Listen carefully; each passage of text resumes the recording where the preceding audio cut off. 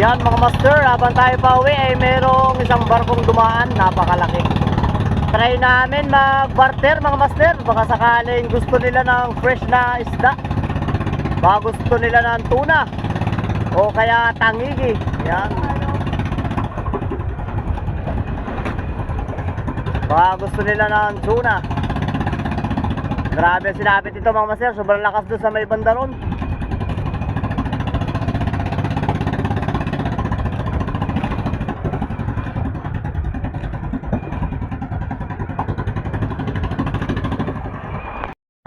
Grabe oh.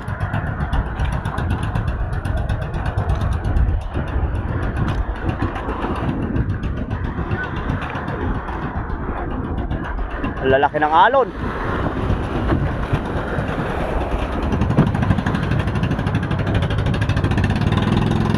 Sobrang lalaki ng alon mga master.